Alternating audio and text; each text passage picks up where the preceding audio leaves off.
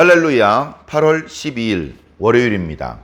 열왕기하 22장 12절부터 끝절 20절까지 말씀을 읽고 은혜 나누도록 하겠습니다. 왕이 제사장 hil기야와 사반의 아들 아히감과 미가야의 아들 악볼과 서기관 사반과 왕의 시종 아사야에게 명령하여 이르되, 너희는 가서 나와 백성과 온 유다를 위하여 이 발견한 책의 말씀에 대하여 여호와께 물으라. 우리 조상들이 이 책의 말씀을 듣지 아니하며 이 책에 우리를 위하여 기록된 모든 것을 행하지 아니하였으므로 여호와께서 우리에게 내리신 진노가 크도다. 이에 제사장 hil기야와 또 아히감과 악볼과 사반과 아사야가 여선지 훌다에게로 나아가니, 그는 할라스의 손자 디과의 아들로 예복을 주관하는 살룸의 아내라. 예루살렘 둘째 구역에 거주하였더라. 그들이 그와 더불어 말하매 훌다가 그들에게 이르되, 이스라엘 하나님 여호와의 말씀이 너희는 너희를 내게 보낸 사람에게 말하기를, 여호와의 말씀이 내가 이곳과 그 주민에게 재앙을 내리되 곧 유다 왕이 읽은 책의 모든 말대로 하리니, 이는 이 백성이 나를 버리고 다른 신에게 분향하며 그들의 손의 모든 행위로 나를 경노하게 하였음이라. 그러므로 내가 이곳을 향하여 내린 진노가 꺼지지 아니하리라 하라 하셨느니라. 너희를 보내 여호와께 묻게 한 유다 왕에게는 너희가 이렇게 말하라. 이스라엘의 하나님 여호와가 이같이 말씀하셨느니라. 네가 들은 말들에 대하여는 내가 이곳과 그 주민에게 대하여 빈토가 되고 저주가 되리라 한 말을 네가 듣고 마음이 부드러워져서 여호와 앞 곧 내 앞에서 겸비하여 옷을 찢고 통곡하였으므로 나도 네 말을 들었노라. 여호와가 말하였느니라. 그러므로 보라, 내가 너로 너희의 조상들에게 돌아가서 평안히 묘실로 들어가게 하리니, 내가 이곳에 내리는 모든 재앙을 네 눈이 보지 못하리라 하셨느니라 하니, 사자들이 왕에게 보고하니라. 아멘. 감사합니다. 자, 우리가 어제부터 요시야 왕에 대한 말씀을 묵상하기 시작했습니다. 자, 요시야 왕은 히스기야보다도 더 하나님 앞에 큰 칭찬을 들었던 인물입니다. 그가 뭘 했길래 하나님께 그렇게 사랑과 칭찬과 축복을 받았는지 당연히 우리 신앙인들은 관심을 가져야 됩니다. 그리고 그 내용이 바로 어제와 오늘 말씀에 나타나고 있는 것이죠. 어저께는 이런 말씀을 드렸습니다. 요시야는 마음을 하나님께 두었다. 그러다 보니 그의 시선은 늘 성전을 향하게 되었다. 그가 매우 어린 나이에 왕으로 세움을 받았지만, 그래서 아주 어렸을 때에는 소신껏 무엇을 할 수 없었지만, 그의 나이 26이 되었을 때 그는 용기를 내어서 믿을 만한 신하에게 명령을 내렸다. 그것은 다름 아닌 성전을 보수하려는 것이었다. 어릴 때부터 늘 성전을 보지만 그 성전은 정말로 하나님의 위엄을 드러낼 만한 아름다운 모양이 아니었다.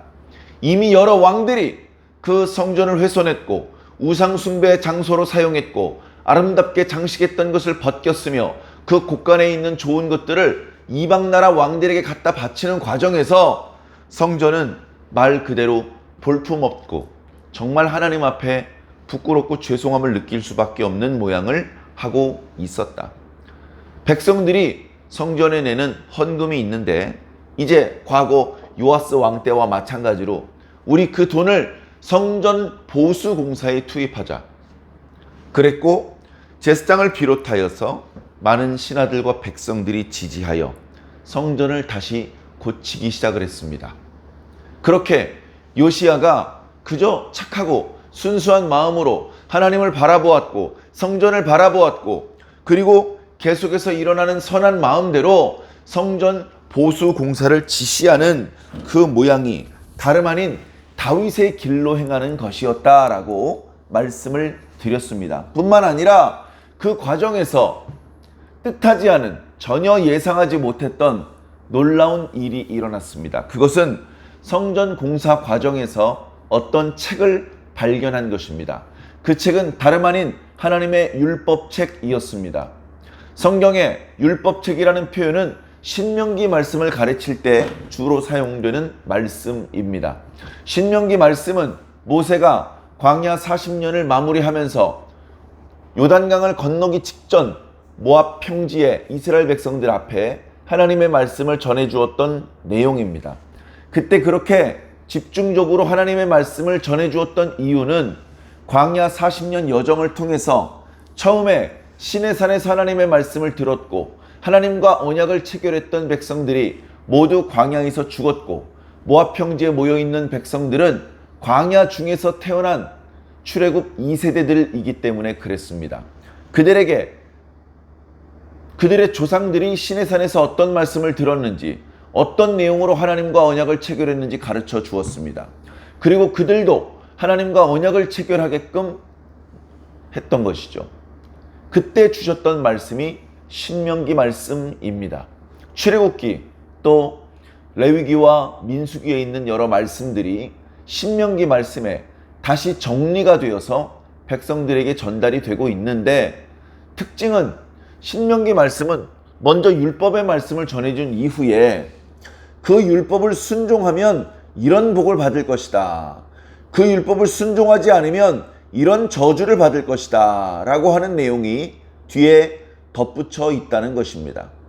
그래서 율법을 순종하면 복을 받는구나, 율법을 따르지 않으면 저주를 받는구나.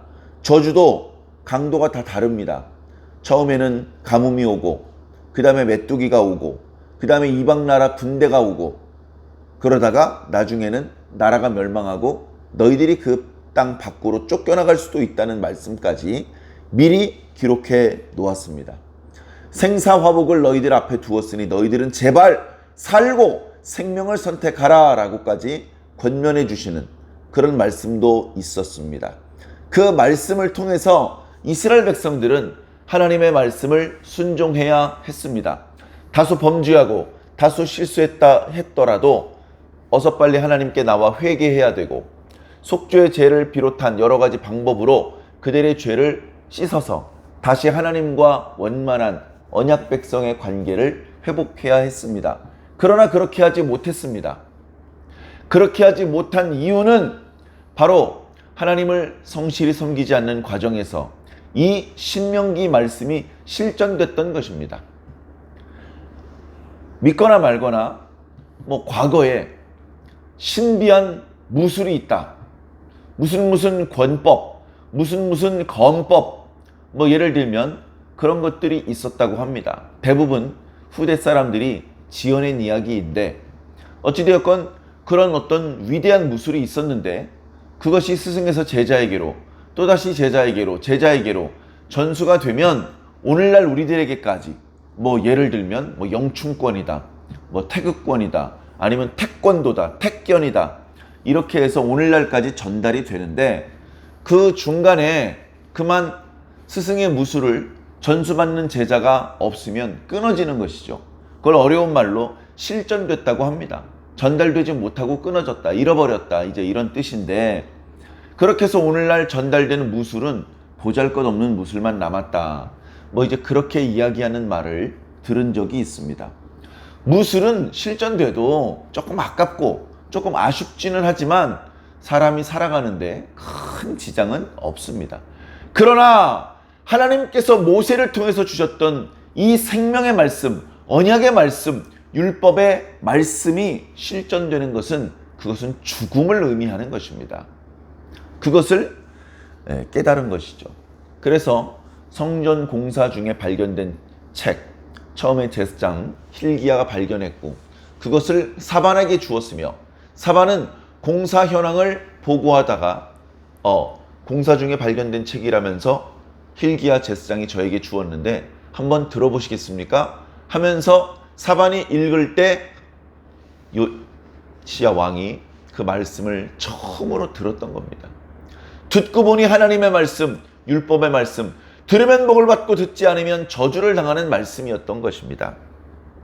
그 말씀을 들었을 때 요시야는 비로소 왜 우리나라 유다가 이렇게 어려움을 겪게 되었는지 깨닫게 되었습니다. 그래서 하나님께 대한 죄송함과 부끄러움, 답답함, 아쉬움, 분노, 슬픔, 이런 복잡한 감정이 순식간에 치밀어 올라 그는 자신의 옷을 찢었던 것입니다. 그리고 신하 5명을 부릅니다. 대제사장도 있었고 사반도 있었고 또 여러 유다의 유명한 귀족, 고관도 있었습니다. 그들 5명을 불러서 오늘 말씀에 보니까 이렇게 지시를 내립니다. 너희는 우리가 발견한 이 율법책의 말씀에 대하여 여호와께 물어보도록 하라. 왕이 직접 가지 않고 신하를 보내는 것이죠. 5명은 의논을 했을 것입니다. 누구한테 가야 되느냐? 선지자를 찾기 어려운 시대이기 때문에 그렇습니다. 그러나 그 중에 한 명이 의복을 담당하는 살룸이라는 사람의 아내가 선지자야. 그에게 가야 돼. 갑시다. 가서 이야기를 들어보면 그가 진짜 하나님의 선지자인지 아닌지 금방 알 수 있습니다. 해가지고 훌다에게 갔습니다. 가는데 훌다가 이미 말씀을 들었어요. 너희를 나에게로 보낸 자에게 이렇게 대답해라. 말씀을 주십니다. 그리고 너희를 나에게 보낸 왕에게 이렇게 전해줘라. 참 하나님의 선지자였던 것이죠. 그래서 오늘은 우리가 말씀을 통해서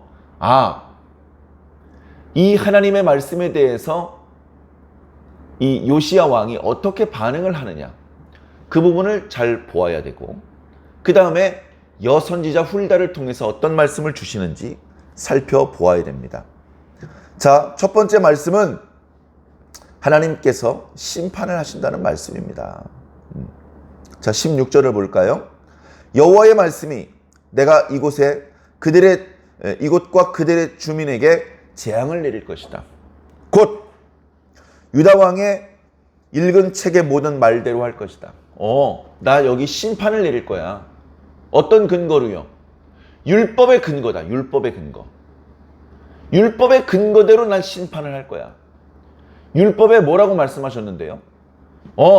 율법을 지키지 않으면 심판을 내린다고 했어. 그 너희들은 율법을 지키지 않았어. 17절에 나오죠? 이는 이 백성이 나를 버리고 다른 신에게 분향하며 그들의 손에 모든 행위를 나를 경노하게 하였기 때문이다. 그렇기 때문에 내가 이곳을 향하여 진노를 내릴 것이다. 그 진노의 불을 너희들이 꺼뜨리지 못할 것이다. 나의 진노가 차고 넘쳤다. 너희들이 죄송합니다 이렇게 말한다고 이게 그칠 그런 진노가 아니다.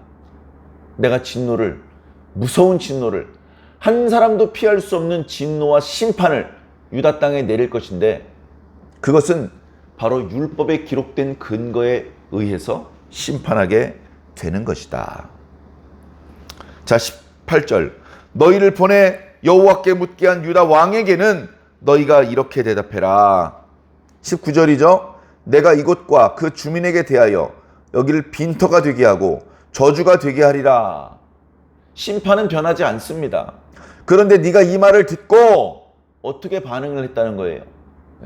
우리가 하나님께 복받기 위해서 요시야처럼 해야 되는데, 요시야가 하나님의 말씀을 들을 때 어떤 반응을 보였는지 유념해서 보아야 되는데, 하나님도 그걸 보고 계시다 이겁니다. 하나님께서 네가 어떻게 반응하는지 보셨다. 그랬더니 너는 마음을 부드럽게 했구나. 마음을 강팍하게 하지 않았다. 마음을 착하게 먹었다. 마음을 선하게 먹었다. 그리고서 그 말씀의 뜻을 깨닫자 너희 왕 요시야는 하나님 앞에 겸손했으며 옷을 찢어서 통곡했다. 내가 그걸 다 봤다. 할렐루야. 하나님께서 우리가 겸손히 하나님 앞에 무릎 꿇는 모습, 진실을 담아서 하나님 앞에 기도하는 모습, 그런 모습을 보시면 우리는 복받고, 우리는 용서받고, 우리는 구원받고, 우리는 우리 신앙을 승리로 장식할 수밖에 없습니다. 지금 요시야가 그렇게 했다는 거예요. 과거 히스기야가 하나님 앞에 기도할 때마다 하나님께서 내가 네 기도하는 모습을 보았다. 네 눈물을 보았다. 네 기도를 들었다. 이렇게 말씀하셨을 때마다 도무지 해결할 수 없는 문제들이 해결되었던 것을 우리는 말씀으로 보았습니다. 아수르 군대가 물러났고 죽을 병에서 살아났습니다. 그런데 지금 요시야가 하나님 앞에 겸손한 마음을 먹고 옷을 찢고 통곡하는 거 하나님께서 보셨답니다. 그래서 하나님께서는 한편으로는 심판을 베푸실 것인데 다른 한편으로 요시야에게는 자비를 베풀기로 하셨다라고 말씀하고 있습니다. 20절 그러므로 보아라 내가 너로 너의 조상들에게 돌아가고 평안히 묘실로 들어가게 할 것이다. 이제 26인데 죽는 이야기가 이게 축복의 말씀입니까? 라고 생각할 수도 있을 것입니다. 그러나 유다 왕들은 어떤 죽음을 맞이하게 될 것인지, 그가 죽어서 어디에 장사 지내게 될 것인지가 그 왕이 어떤 왕이었는지 평가받는 중요한 기준입니다. 우사의 동산에 장사된 므낫세와 아몬은 그만큼 백성들의 인정을 받지 못했고 하나님께 인정을 받지 못했던 왕입니다. 그러나 조상들, 다시 말해서 다윗의 묘실에 안장됐다는 것은 최고의 칭찬이며 존경이며 축복인 것이죠. 그래서 내가 이곳에 내리는 재앙, 유다와 예루살렘에 내리는 재앙을 네 눈으로는 보지 못할 것이다. 하나님께서 요시야에게 자비를 베푸시는데 그 이유는 뭐라고요? 마음을 착하게 먹고 부드럽게 먹고 겸비하였고 옷을 찢고 통곡하였기 때문입니다. 사랑하는 성도 여러분, 하나님의 성전에 시선을 두고 선한 말을 하며 선한 행동을 하는 사람은 복을 받습니다. 하나님께서 분노하셔서 재앙을 내리기로 결정하셨고 그것을 되돌릴 수 없는 지경이 되었다 하더라도 하나님 앞에 부드러운 마음을 먹고 겸비하여 옷을 찢고 통곡한다면 그 사람은 그 재앙을 피할 수 있습니다. 그 사람은 평안히 살 수 있습니다. 그 사람은 용서받고 칭찬받고 축복받을 수 있는 것입니다. 사랑하는 성도 여러분, 지금 현재 저와 여러분들이 살고 있는 시대는 말세지말입니다. 끝 중에서도 끝입니다. 이제 하나님께서는 신약과 구약에 기록된 모든 말씀을 근거로 이 땅에 심판을 베풀 것입니다. 그럼에도 불구하고 어떤 사람들은 구원을 받을 것입니다. 그들이 어떤 근거로 구원을 받게 되는지 오늘 말씀을 통해서 꼭 배우셨기를 바랍니다. 하나님 앞에 겸손하며 하나님께서 사랑의 속삭임의 말씀을 주시든지 진노와 분노의 말씀을 주시든지 우리는 그 앞에 겸손해야 되고 하나님과 하나님의 말씀을 향하여는 항상 마음의 문을 열어 놓아야 됩니다. 그렇게 할 때 살 길이 열리고 재앙을 피하여 구원을 입을 수 있는 방법이 생기는 것이죠. 오늘도 그렇게 하나님 앞에 겸손하시고 하나님의 말씀을 하루 종일 듣고 읽고 묵상하는 그런 행복한 하루가 되시기를 예수님 이름으로 간절히 축원합니다. 아멘.